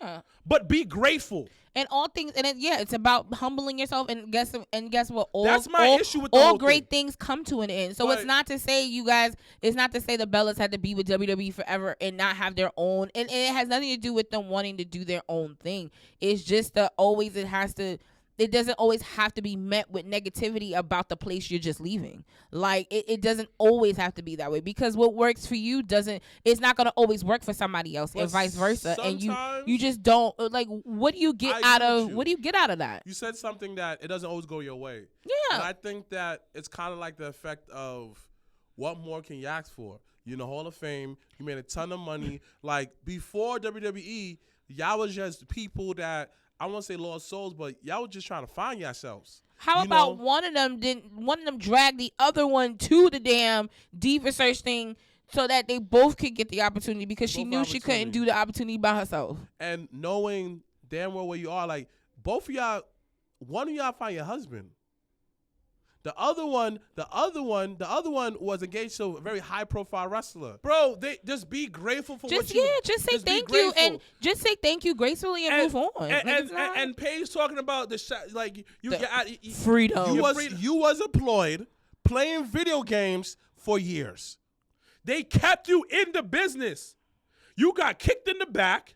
Your spine was messed up, and they still paid you. Now, WWE has made mistakes with other people when it came to injuries. But we're not talking about that. We're not talking about you. You got taken care of. You was on Twitch. Making millions of dollars. On top of the WWE salary, and on top of that, you're making Twitch money. Don't forget, she was the GM.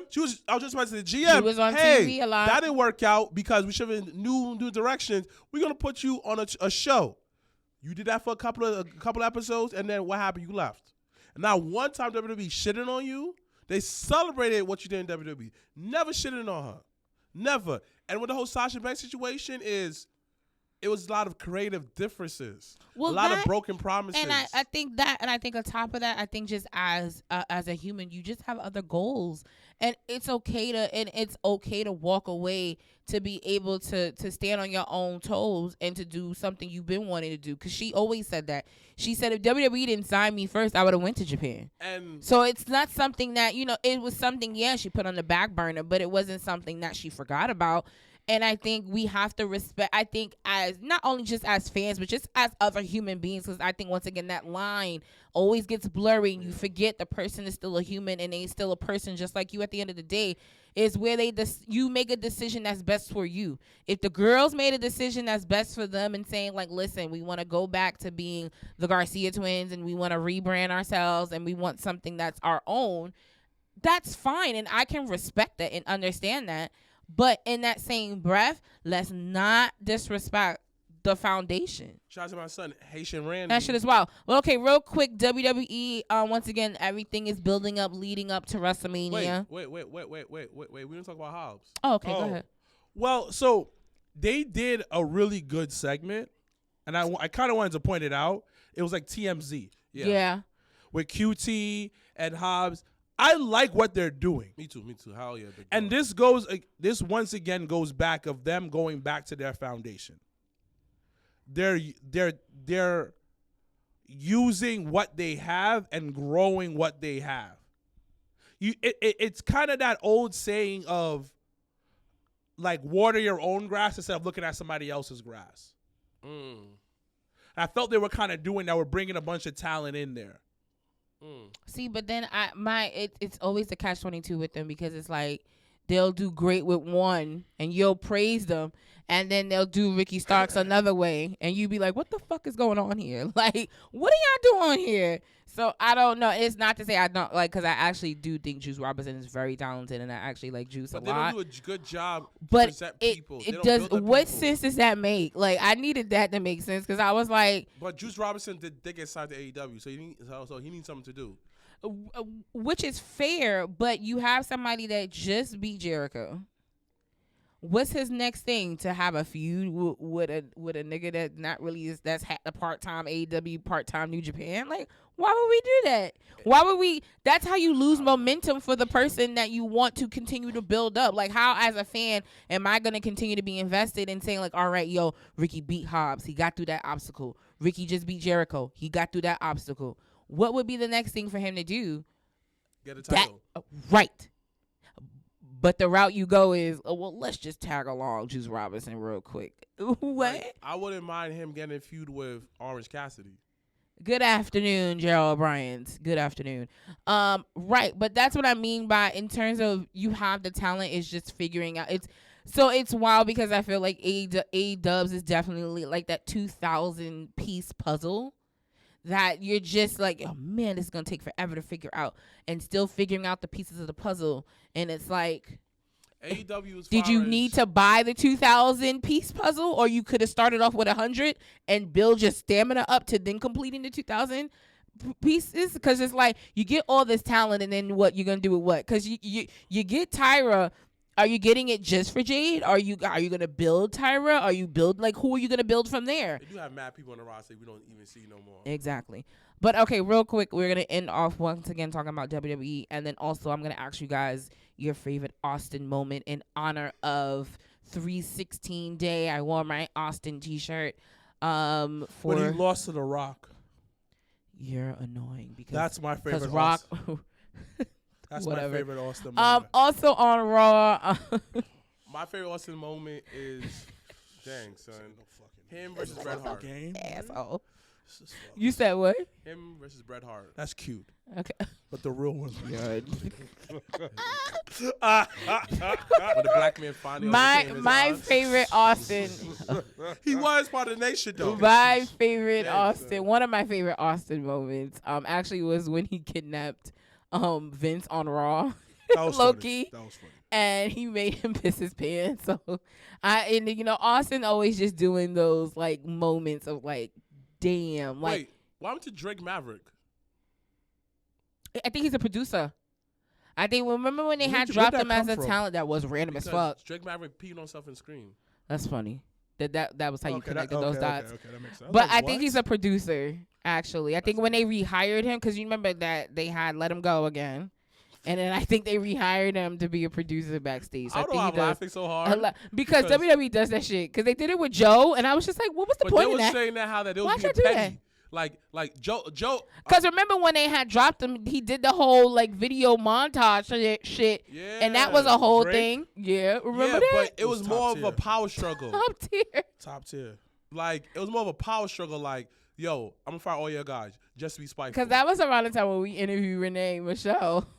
Definitely remember. And it was so funny. I remember Drake Mike was in the background. Yeah, he had came in the middle of the interview. Yo, listen. Everybody out there that be trying to shit on us, we here.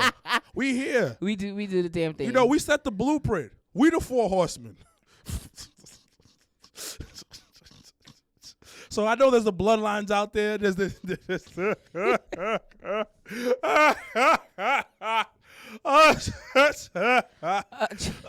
Start doing that shows.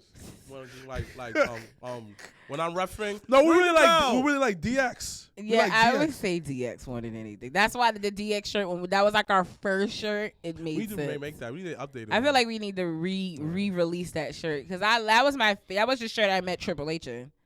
Actually, Triple H and Stephanie, it was our original shirt. But yes, real quick about Raw. Gerald said that Ricky Starks and Juice is a stepping stone for Jay White arrival at AEW. Juice attacked Ricky Starks. Jay White from New Japan. But Jay White is not in Bullet Club. Doing anything? He's not in Bullet Club. He got kicked out. Yeah, so it could help the storyline. Why am I helping you and your man's kicked me out of the group? No, he's gonna help Ricky. So what does it do for Ricky? Right. Exactly, and that's why I don't like it. Like, what does that do for my Louisiana Cajun guy? What does it do for him? Nothing. But okay, real quick on Raw. That's why he's light skinned. They had because he's Creole. Yeah.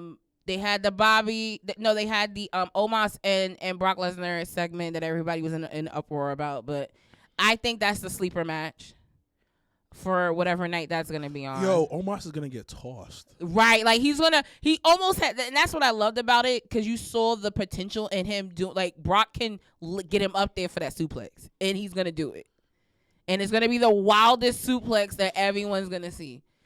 So just keep in mind, this nigga just want to show his niggas. I think that I want to see the match just because Brock mailhandled him. Yo, so it not for nothing, and don't kill me. Legit. Don't kill me for saying it, but it definitely gives me. Shout my nigga Bam Bam. Hey Bam, happy belated Bam. I know your birthday just passed. King. They're talking about Karen Bam. No. This nigga pop. He's about to pop. But so the Omos and Brock situation gives me it's giving me the Andre Hogan vibe. And I say that because of the spectacle and larger than life. With this comparison. No, I'm not comparing the match. Let her cook. I'm not comparing the match, even though taste good so far. Even though the match keep cooking this. Even though the match was This. But no, I mean we're in terms of aesthetically. I mean visually looking at it. You added seasoning because y'all niggas are trash. But let you cook. But no, visually looking at it and the slow build up that it's been going on with it, it's literally you have Brock kind of representing, like, everyone's a fan of Brock. Whether Brock don't get booed, so everyone will pop for Brock, and that's what Hogan was doing in that era. And then you had this big nigga that came out of nowhere that Bobby Heenan was trying to put over, i.e. MVP trying to put him over. And they had a match that was, once again, not the greatest, but it's a match that everyone talks about. It makes sense still to this day. No, that's what I'm saying. No, because the thing about, and that's what's interesting about watching all these old WrestleManias, is the actual spectacle and how sometimes we, even the current fan will complain about why is Bad Bunny there? Why is Logan Paul on the show? They've been doing that shit since WrestleMania 1. Kim Kardashian was a host one year. Yo, they've literally always sprinkled celebrity shit into WrestleMania every year. Sorry, I don't mean to say this, but we forgot to mention that Backlash, a WWE pay-per-view, is going to be in Puerto Rico, because you mentioned Bad Bunny. Yeah. Oh, yeah. Being hosted by Bad Bunny, baby. And SmackDown's going to be in Puerto Rico, too. Yeah. You have a stadium? Yeah. Yes. They do. Because they be treating Puerto Rico like it's a third world country. Yeah, no, I Yeah. get you. But I understand why you asked. but stuff. But so are you be actual stadium? yeah, or the no, soccer it's fields? it's like it's an actual stadium that they have in Puerto Rico. They got stadiums out there. Yeah, they have one. Yeah, Damn. but Oh shit! Somebody sent me another Petit Frere. I don't know what that is, but okay. I be looking for them too. What? They be like, "Is this your brother?" No, because our last name is not common. Correct. So when we hear someone with our last name, we think they're relatives. Yeah. Oh no, that's fair. We don't know our family. That's fair. I think that's a good. Okay, have y'all thought about doing like the ancestry thing? We know some of our family members. I don't know these niggas. We know our cousin McKinley. Yeah, that's it. Yeah. Oh, the one that came to Jobber Sam? Yeah. Yeah. Oh, okay, That's okay. it. That's it. Because he supports. Yeah. Fuck Shout outs them to Cuz. We appreciate you. Fuck the rest of them. Okay. We're not gonna end the show like that. And then my ancestry. If we did our ancestry, you know what our ancestry is gonna look like, ladies and gentlemen. It's gonna look black. Mad Are you sure? Mad black. I feel Let's like say it'll look. 80s I feel like it'll look in mad Africa. black, and then one Nah. grandpapa Nah. is gonna be Nah. real light for y'all. Do you see our skin complexion? No, Do you see the darkness but that is I reflective think- on this thing? I think there's gonna, if y'all look, it's gonna be one papa on there that's gonna be a little light. We are pure. It's gonna be a little We too are the light for purest y'all. of the purest. Ask I the think ladies. y'all should do it. I think. What? I don't want to ask anybody. You see Mariah? I don't want to ask her not a damn thing. She's super happy. Wow. You see, they keep Yo, come around the block a couple times. with Yo, me. let me ask y'all a random question, and I guess we'll sign off because clearly we don't want to talk about Raw. We want to talk about other shit. Yeah. But let me ask you a question real quick. What is like the worst song to have sex to? I don't believe in having sex with music. No. So you never. Man in the Mirror. That's not. Wow. Why the fucking like self-reflecting? I'm done. No. He This said is Man in the Mirror. that shit was What? that was What? Yo, I'm logging off. no. Wait. Thank you. So I think No bozos allowed. I think, and then we'll sign off. I think "Can We Talk" by Tevin Campbell is the worst song to have sex to. Someone said J Quiz. Nigga said Barbie Aqua Girl. Barbie girl. I'm I'm a Barbie girl in a Barbie world. Come on, Barbie, let's go party. It's really aggressive though. But I guess we'll sign off now. Last but not least, I do want to give a special shout out to Peter representing Your Sports. Last weekend he had his show and crowned his first champion. Shout outs to Rob Killjoy, the new We Fuck Are Wrestling prolific. champion. Fuck prolific. We are gearing up once again from a nigga said from experiences. I hate him. We're gearing up for WrestleMania season along with Battle said Club Lionel as Richie, well. hello. So tickets are on sale for Women Crush Wednesday. It's Christian Bale. So make sure, and if you purchase a ticket, it is valid for both shows. So we're running 2 shows in April. One Wednesday, April the 12th, I want to say. Don't kill me. Yeah, Wednesday the 12th. I'm right. And then the following Friday, April the 21st.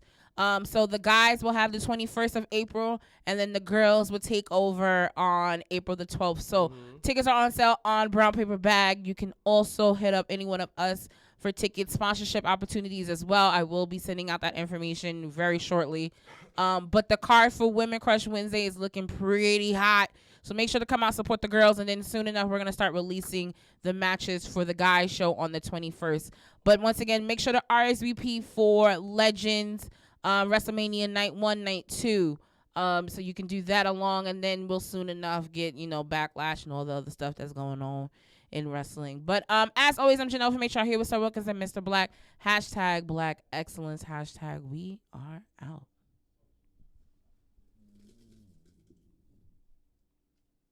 It's over, got the hands in motion. If you go with rolling, no need to focus. Traveling states and over oceans. You gotta wait till your coast chosen. Trying to have lines outside the show like Harry Potter releases at Barnes & Noble.